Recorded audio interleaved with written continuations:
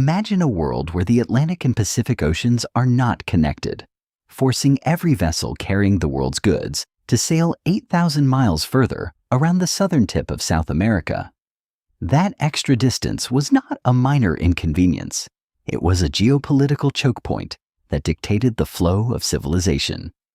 We are about to remove the map of the world as we know it and look at the moment it was severed and stitched back together by a single artificial waterway. The Panama Canal sits at the narrowest point of the American Isthmus, a strip of land barely 20 miles wide separating the Caribbean Sea from the Pacific Ocean. Before its existence, global trade relied entirely on the natural contours of the continents. Ships bound for Asia from Europe, or vice versa, had to navigate the treacherous waters of the Drake Passage and round Cape Horn, a journey fraught with fog, ice, and the constant threat of storms. This geographic reality created a massive imbalance in shipping costs and time. The core tension driving the 20th century was the need to bypass this natural barrier. The United States viewed control of this route not just as a commercial necessity, but as a strategic imperative to secure its own western flank and dominate the emerging global economy. The canal did not just shorten a route. It fundamentally altered the center of gravity of world commerce. The idea of a canal across Panama was not new, but the first attempt to build one ended in catastrophic failure. In the late 19th century, the French company led by Ferdinand de Lesseps, the same man who had built the Suez Canal, attempted the project. They underestimated the tropical diseases that ravaged the workforce and the sheer engineering difficulty of digging through the continental divide. The endeavor collapsed, leaving behind a bankrupt company and a graveyard of ambition. The French left roughly 2,000 workers dead to yellow fever and malaria before they ever broke ground. The United States took over the unfinished project in 1903, immediately following the separation of Panama from Colombia, a geopolitical maneuver that remains one of the most controversial moments in American history. The Americans changed the strategy entirely.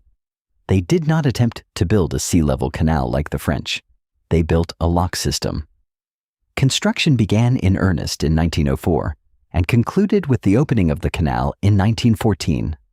This 10-year window saw the completion of 31 locks, each standing 108 meters long and 106 meters wide.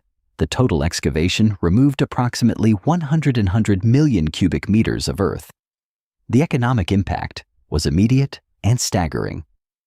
By opening this route, the United States reduced the sailing distance between New York and San Francisco by roughly 6,000 nautical miles. For a cargo ship carrying goods from the East Coast to the West Coast of the United States, this meant saving 14 to 21 days of sailing time. In the era of steam and early diesel engines, that was the difference between a profitable voyage and a financial disaster. The canal quickly became the busiest artificial waterway in the world, handling 5% of global trade volume within just a few decades of its opening. The engineering behind the original canal was a marvel of the early 20th century, but it was also a brutal test of human endurance. The project required the construction of the Gatun Dam, which created Lake Gatun, the largest artificial lake in the world at the time, used to float ships across the isthmus. The locks used a system of fresh water from the Chagres River to lift ships up to 26 meters above sea level and then lower them back down. This hydraulic system was so precise that the water levels had to be maintained within centimeters to prevent structural failure. Here is where it gets really interesting. The United States did not build the canal in isolation. It built it in direct competition with other emerging powers and established nations. The British Empire, controlling the Suez Canal, watched the American project with intense scrutiny. The French failure had proven that a sea-level canal was impossible due to the volume of water required. The American solution was to accept the elevation difference and build locks, a compromise that saved the project, but at a terrible human cost. The toll on human life remains the most haunting statistic of the project.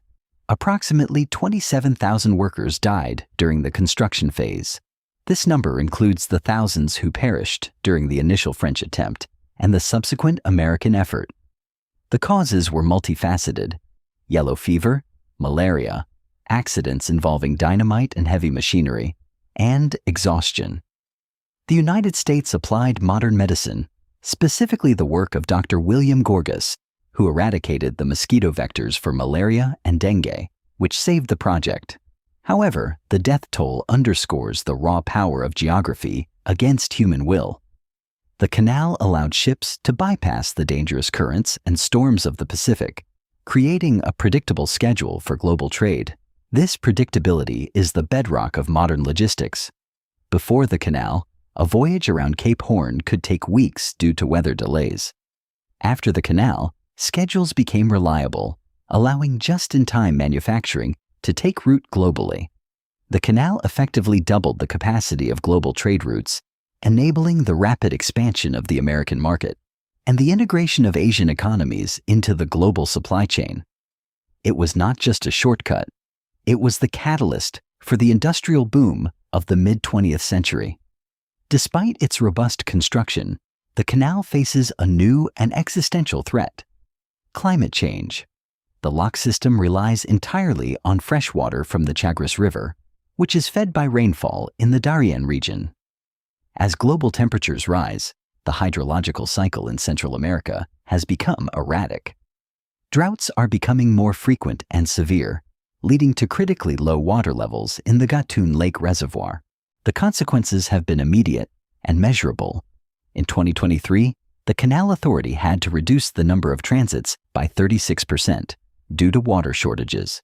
Ships were forced to wait weeks for water levels to recover, disrupting supply chains that span the globe. This is not merely an environmental issue. It is a geopolitical risk. The canal handles roughly 5% of the world's total trade, moving over 100 million tons of cargo annually, including critical commodities like copper, grain, and oil. When the canal slows down, the ripple effects are felt from the breadbaskets of South America to the manufacturing hubs of Asia. The United States government has already begun to acknowledge this vulnerability, conducting studies on the long-term viability of the current lock system. The option of building new locks to increase capacity and water retention is under serious consideration, a project that would cost billions of dollars and take decades to complete. This potential expansion is known as the Neo-Panamax project, designed to accommodate larger vessels that the original locks cannot handle. The decision to proceed with this expansion depends on whether the economic benefits outweigh the risks of climate volatility. If the canal fails, the world must revert to the Cape Horn route, adding weeks to every journey and drastically increasing shipping costs. The canal is no longer just a symbol of American engineering prowess. It is a fragile lifeline in a warming world. The Panama Canal demonstrates that geography is not a static backdrop, but a dynamic variable that can be engineered, yet it remains subject to the fundamental laws of physics and climate. We must ask ourselves if our global supply chains are resilient enough to withstand the next century of environmental change. If you find this kind of question worth asking, there's one every week here. The next video covers the strategic implications of the Suez Canal's recent blockage and how it reshaped global insurance markets. And it's one you won't see coming. Shorts Breakdown.